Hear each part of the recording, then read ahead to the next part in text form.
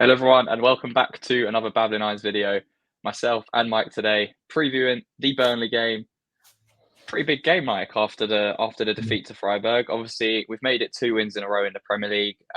Wasn't the result we wanted out in Germany, but now we come back to London Stadium, Premier League focus, looking to make it 3 wins on the bounce in the league against a Burnley team that are really struggling for form. They've won 3 games all season. 2 of those have actually come away, one at home, so they're actually surprisingly better away from home, if you want to look at it like that. But yeah, I think their recent performances away, they've had some really tough games. I think they had Liverpool, City, and Villa in 3 of the last 4 league away games, so they found it tough. They obviously lost to Palace recently, 3-0 away. So, but we were kind of saying before this that we were watching the Burnley Bournemouth game the other day, and Burnley played pretty well in that game. They dominated large spells of the game. They're obviously trying to implement what company wants to implement.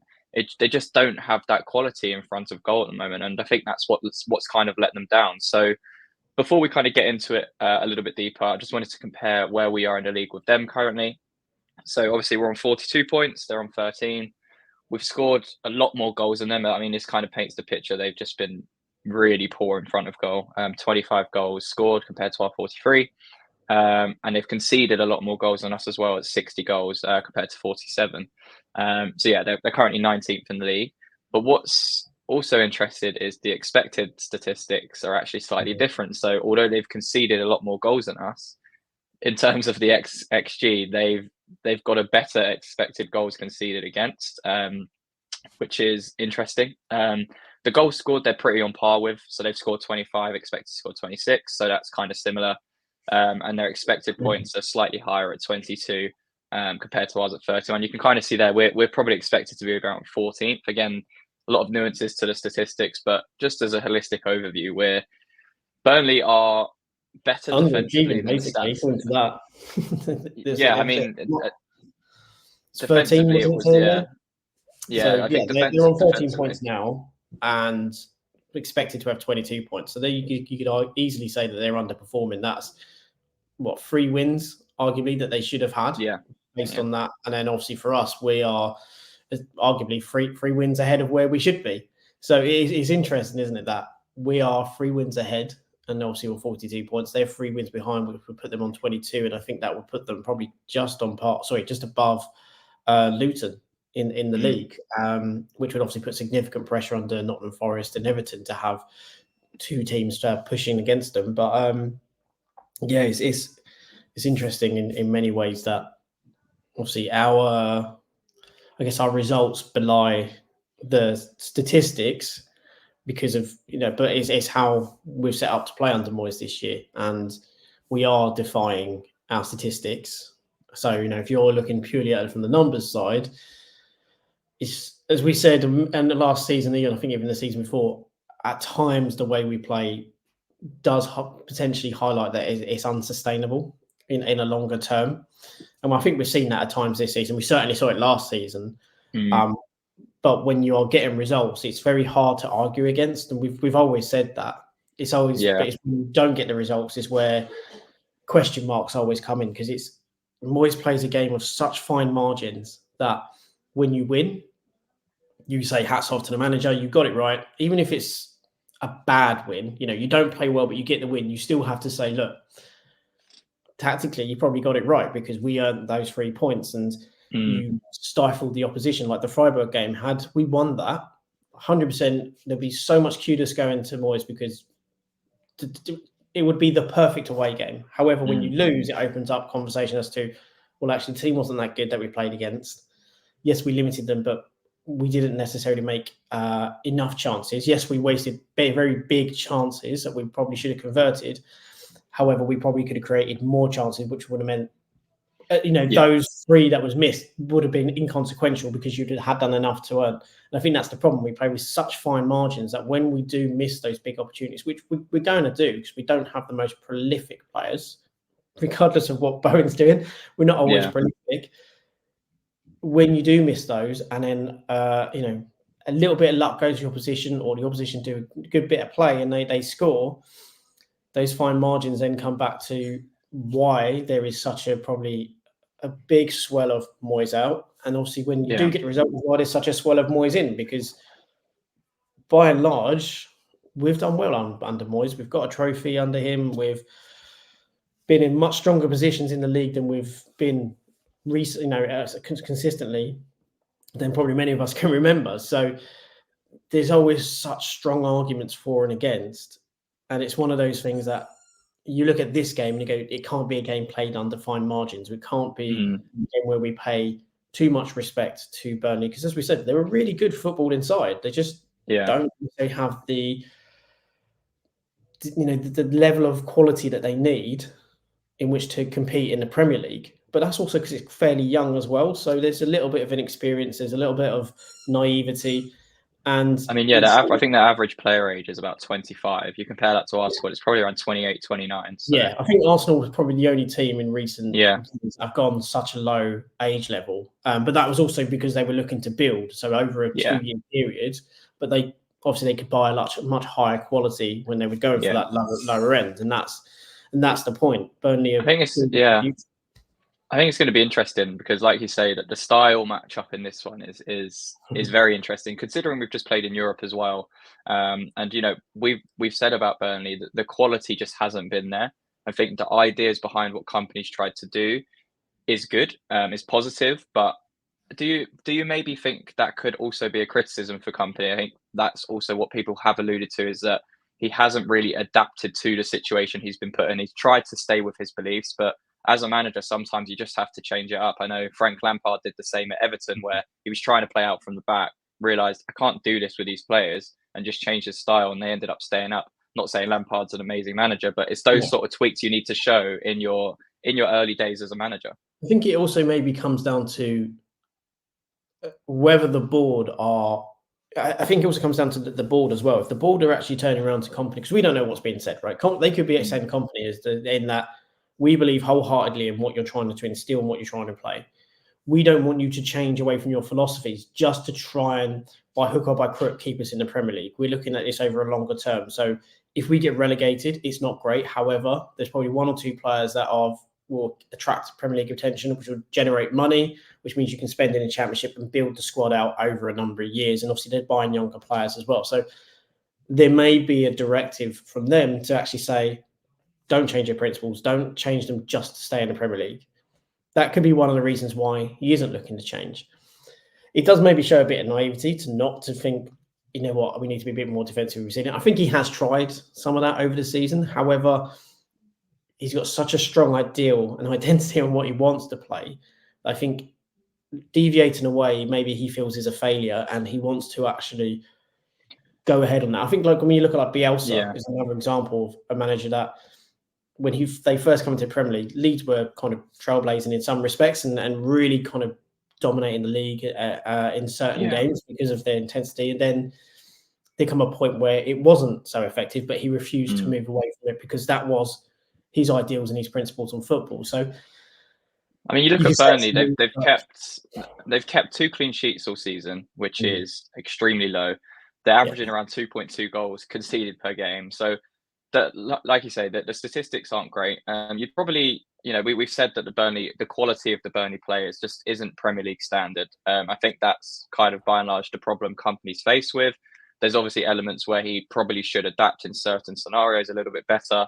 I think just from a very recent observation, watching that Burnley Bournemouth game, they didn't look out of place at all. They played very well against Bournemouth. It just came down to the fact that Bournemouth were clinical in those small moments they got. And I think that's what West Ham have been for the majority of this season, which is why we find ourselves where we are in the league. We've been clinical in those moments. I think that's always been the blueprint for a successful David Moyes team. When you go back to how successful we were in lockdown, we were taking our chances, 9 times out of 10, whether it's Bowen, whether it's Lingard, Antonio, they were firing.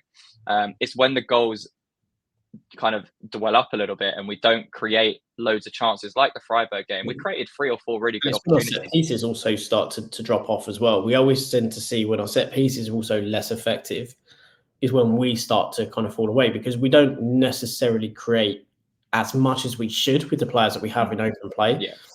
That when then the set pieces also become less effective, we as a team all of a sudden do really struggle, because it actually then, well, where is our creativity coming from? And I think coming into this Burnley game, we've also got the slight issue that Emerson could be out with an injury. Fair play to Crespo. At one point, he did whip in a brilliant cross against Freiburg. But again, it was just like a touch ahead of Bowen. But you kind of go, do we want to bring him in? It ties into what we now want to do, because this matchup's interesting. We've obviously got one eye on Freiburg in 4 days' time after this match. But this is a massive Premier League game as well, and it'd be interesting to see how we approach it, because I don't think the fans will allow us to kind of be compact at home to Burnley. I think the expectation is going to be on us to probably dominate possession, or be more willing to get the ball, similar to how we played against Sheffield United. But Burnley aren't really a Sheffield United type approach. I think they'll be a lot more aggressive. I think they'll try and press us high in moments, and to be honest, it kind of does scare me, because I think we probably will rotate a little bit. I think the likes of Antonio will come in. Obviously, you mentioned that Emerson's probably going to be injured. I'd be surprised if Zuma plays. So there's going to be rotation in that team. The consideration of Paqueta, haven't we? He's only just come back after 3 months out, and in the space of 2 weeks back in the team, but also 3 games in a week. It's a big ask to put on someone who's just had 3 months out to come back in, and then also we have the Freiburg game, so it's really tricky. And obviously with the getting rid of 2 players, and regardless of what people think on Benrahma and Fornals, now's the point where you look at it and go, damn, like we really could have used them. Even someone like Callum Marshall, I know he's been said as not being ready for the Championship. However, it would at least been an option to have on the bench to play. He wouldn't like to have played, but again, it's having that option to go on that left side. The other thing we've seen is Ben Johnson being shoved out there, and again, it's not ideal in how we're trying to operate, and or even James Ward-Prowse left side, and that's just been, to be honest, absolutely horrific when he's been out there. So it is tricky, because we now got such a balancing act with the games we've got and the size of squad now. Unless maybe we lean on the youth players, which again is just not going to happen, we are running the risk of running some of these players absolutely into the ground. And then in the last remaining weeks, we could start seeing injuries getting picked up, like the one to Emerson, and important players going out of the squad, and really then seeing our season really kind of peter out. I hope it doesn't happen, because we've done well in the last couple of years in managing that squad and the fitness. However, there's a lot of games still to come, and it's a very small squad, and once 1 or 2 injuries, we do become threadbare.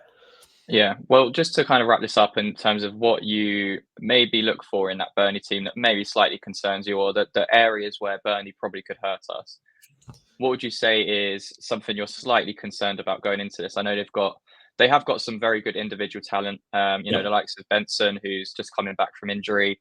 They've got Vitinho. Obviously, Josh Cullen is very much rated there under Company. Obviously, played there at Anderlecht and came to Burnley and is now captain. You've got Sander Berg, who's obviously got Premier League experience. So they do have those kind of individual qualities across the pitch. They just don't have it as a collective, to compete at the highest level. So who is it that you're kind of looking at that maybe scares you the most going into this match? Yeah, and Dooney's one that I like as a player.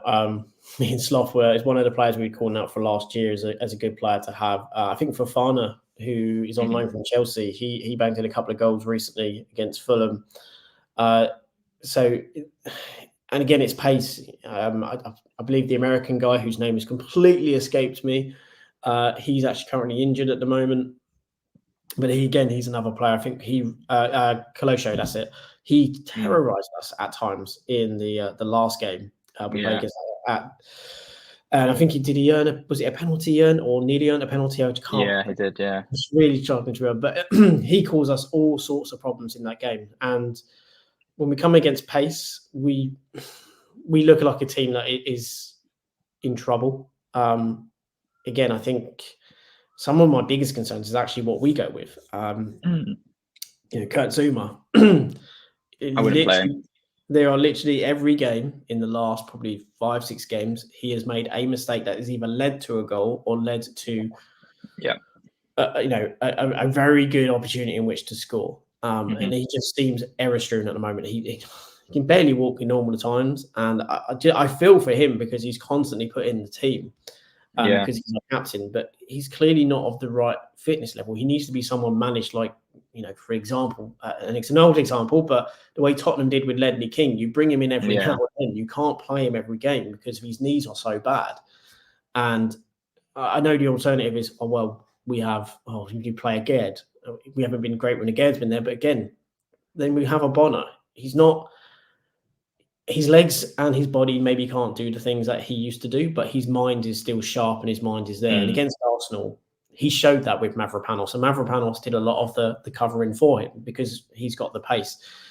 So if you've got someone like Ogbonna, who is a good communicator at the back, I would personally go for that in this game. This is Burnley, no disrespect, but we should be able to bring in someone like Ogbonna to go in there to rest players. And maybe a slap to the face to Aged, but again, it's players need. He's been injured, hasn't he? So he might even be fit. Also, we've said it before. Players need to have a level of responsibility put on their performances, and when performances aren't good enough, you then don't play. And I mean, I would probably play if Aged is fit. I would play Aged over Ogbonna. But in all honesty, I tell you what, I would rather play Aged at left back than go for say Cresswell, because he does have that ability to make those passes. He can't get forward, and also you're not then putting responsibility of him defending that central area. I'd probably put Ben Johnson left back and then just bring in Ben Johnson, but if he was going to go makeshift, and he doesn't want to play Johnson for one reason or another,